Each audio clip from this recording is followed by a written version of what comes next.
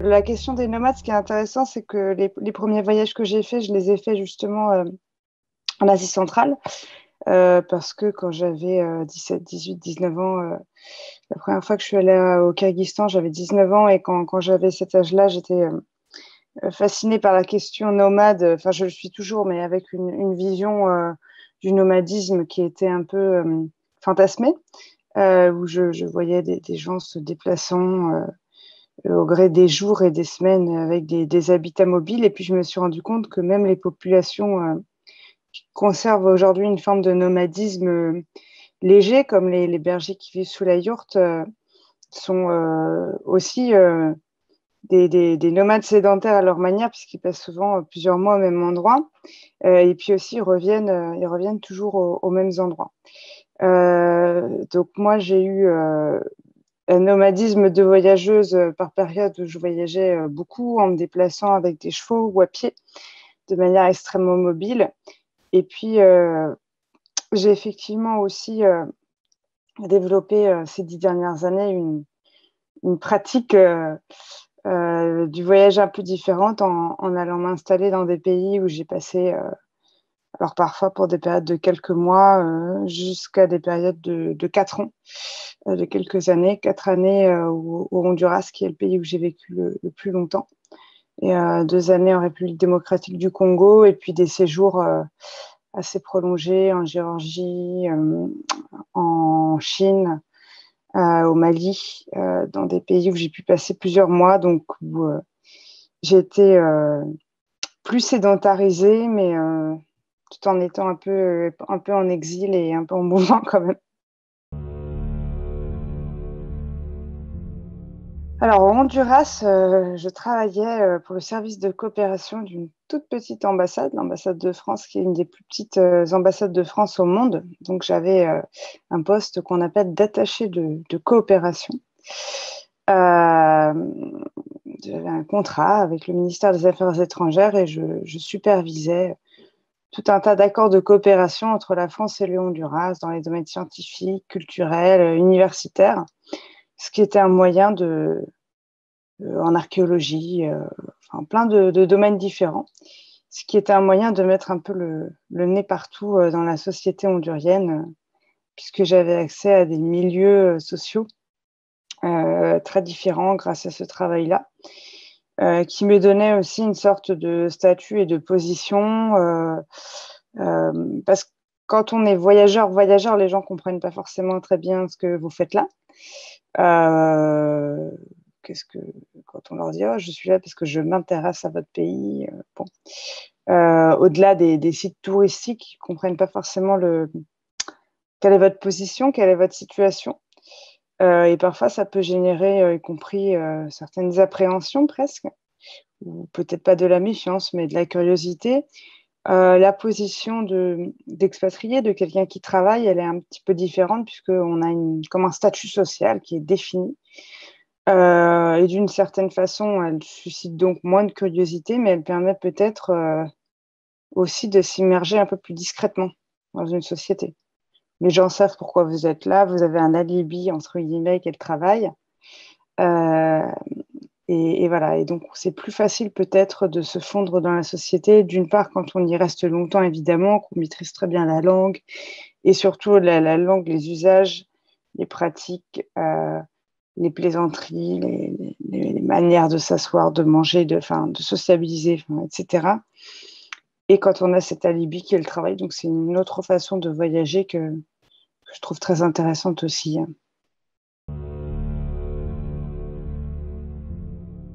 Alors j'ai passé durant 4 ans tout mon temps libre à pérégriner, à voyager, aussi bien très tôt le matin et fin de semaine, dans les montagnes autour de chez moi. J'habitais à 15 km de la capitale du Honduras, dans une petite commune de montagne qui s'appelle El Chimbo, où je vivais dans une maison qui était perchée dans la montagne, avec un verger et quelques poules, et un chien et un cheval qui étaient juste en bas.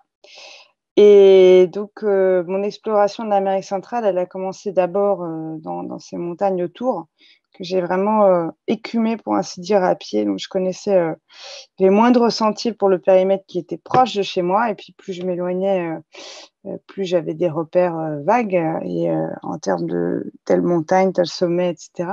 On est dans un pays très, très montagneux, au Honduras. Et après, dès que j'avais plus qu'un jour ou deux, je prenais ma voiture euh, et je partais en vadrouille. Au Honduras, il m'est arrivé de retourner beaucoup aux mêmes endroits parce que ça me permettait aussi d'approfondir les relations avec les gens, de faire des périples parfois un peu plus engagés dans des régions notamment de forêt primaire, dans une zone qui s'appelle la Mosquitia, en pirogue, etc. Donc là, c'était une autre logistique. Et puis j'ai aussi beaucoup voyagé dans la sous-région, dans les pays qui étaient accessibles sans prendre l'avion, le Nicaragua, le Salvador, le Guatemala principalement. Et j'aimais beaucoup le fait de partir de chez moi et de revenir chez moi, voilà, sans avoir pris un avion avec les valises dans la voiture, le chien, une pile de livres.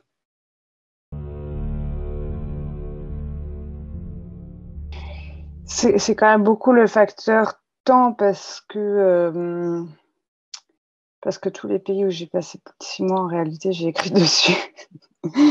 Donc ça, c'est quand même un paramètre. Je pense j'ai pas mal voyagé dans d'autres pays où j'ai passé moins de temps, où séjourné moins longtemps. Effectivement, ça donnait pas forcément matière à un texte. Après, la particularité de l'Amérique centrale, bon, déjà géographiquement, c'est très particulier. C'est quand même une petite langue de terre qui est une chaîne volcanique qui relie l'Amérique du Nord et l'Amérique du Sud. Donc les gens se figurent pas toujours très clairement où se trouve l'Amérique centrale, mais comme son nom l'indique, elle se trouve entre les deux parties du continent américain. Et de ce fait, c'est un territoire qui est assez étroit, qui est extrêmement montagneux, qui est un vrai réservoir de biodiversité, qui est connu comme un point chaud par les biologistes, c'est-à-dire que c'est une zone à la fois qui a une biodiversité exceptionnelle. On parle souvent du Costa Rica, qui en est un peu l'emblème, mais c'est le cas de toute la zone. Et le Costa Rica, d'ailleurs, n'est pas le pays le plus sauvage d'Amérique centrale, mais c'est celui qui communique le mieux sur sa biodiversité et qui peut-être la protège le mieux aussi. Donc c'est un corridor comme ça très montagneux avec beaucoup de forêts entre les Caraïbes et l'océan Pacifique. Donc un écosystème extrêmement riche, très varié. Et puis c'est aussi pour la partie de l'Amérique centrale où j'étais, ce qu'on appelle le triangle nord qui est entre le Salvador, le Guatemala, le Honduras. Mais c'est tristement vrai aussi du Nicaragua, une zone qui est quand même en proie à une situation sociale et politique assez compliquée, qui est marquée avant tout par beaucoup de violence. Des pays où il y a beaucoup de crimes, beaucoup d'armes en circulation, beaucoup de pauvreté, et qui sont un peu pris en tenaille, notamment par des réseaux de narcotrafiquants, pour faire court. Et donc, il y a ce contraste qui est assez marquant entre cette nature qui est vraiment exubérante, qui en fait, si je caricature, l'image d'une sorte de petit paradis, parce qu'on a des îles extraordinaires au milieu des Caraïbes, des montagnes qui sont remplies d'oiseaux merveilleux, de toucans, de perroquets, de plein d'autres créatures, des forêts primaires. Les relations avec les gens sont très délicates aussi dans le quotidien. Les populations d'Amérique centrale qui sont des populations métissées, où il y a encore beaucoup de populations indigènes, sont plutôt accueillantes, bien que ça demande du temps de faire sa place. Mais il y a ce contraste entre voilà, une douceur et une luxuriance de l'environnement et une douceur aussi de la vie au quotidien dans les villages et la grande violence sociale qui peut se déployer. Et ça, c'est quelque chose qui m'a beaucoup marqué au quotidien. C'est une des choses qui m'a donné envie d'écrire sur la région. Voilà, le texte que j'ai écrit au Honduras, la verticale du fleuve, est quand même très marqué par ce que j'évoquais au début, par cet environnement cette nature qui est très puissante, euh, qui est aussi mise en péril. Et, et c'est un peu ça que j'ai voulu raconter aussi, entre autres dans ce roman. Mais pour revenir à la question de départ, pourquoi écrire sur un pays? Oui, je pense qu'il s'agit avant tout du temps qu'on y passe quand même, dans mon cas. Même s'il serait envisageable de concevoir un texte autour d'un séjour plus court, mais ça ne m'est pas encore arrivé pour l'instant.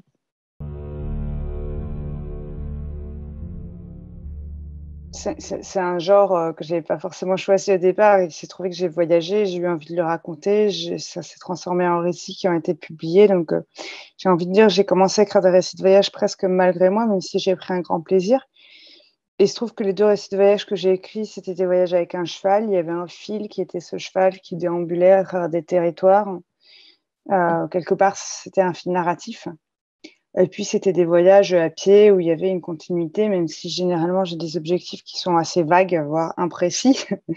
Je me dis jamais je vais traverser telle région de A à B en passant par là, là, là. Enfin, c'est assez vague, hein, mes orientations quand je pars en voyage. Mais généralement, j'ai un temps plus ou moins défini et il y a quand même ce fil qui est le chemin. Donc là, la forme du récit de voyage s'impose. Ce qui m'est apparu quand je me suis installée au Congo, mais aussi au Honduras, c'est que, étant sédentarisée, du moins momentanément, euh, raconter plein de petits morceaux de voyage ou de vadrouille n'avait pas trop d'intérêt. Il n'y avait pas de fil conducteur, de fil narratif. Et puis, en écrivant L'Orage, qui est mon premier roman sur le Congo, j'ai aussi découvert, enfin, ce que je connaissais en tant que lectrice, mais en tant qu'auteur, la forme du roman, qui est quelque chose d'extrêmement puissant aussi pour raconter des réalités, parce que la particularité du romancier, c'est qu'il a cette faculté d'omniscience et le romancier, il peut adopter tous les points de vue. Voilà, il peut être une petite fille, un vieillard, un ingénieur, un indien, une rivière, un toucan s'il veut. Enfin, la liberté est infinie. Euh, et moi, sur le cas particulier du Honduras, où j'ai voulu raconter la construction d'un barrage, en m'inspirant de l'histoire de l'assassinat d'une militante écologiste qui avait lutté contre un barrage, mais sans raconter son histoire à elle, en recréant une fiction à partir de ce point de départ-là. Le roman s'est imposé parce qu'il me laissait une liberté totale qui me permettait de prendre tous les points de vue que je voulais adopter. Et d'une certaine manière, mes romans, parce que souvent il y a cette question de la réalité, je pense que d'une certaine manière, mes romans parfois sont plus documentaires ou plus proches de la réalité presque que les récits de voyage par la multiplicité des points de vue. Euh, le récit de voyage, quelque part, il assume une subjectivité absolue qui est une personne qui se déplace avec son cheval et qui voit les yeux par son prisme unique. Je n'essaye pas de présenter plein de positions contradictoires et de regards.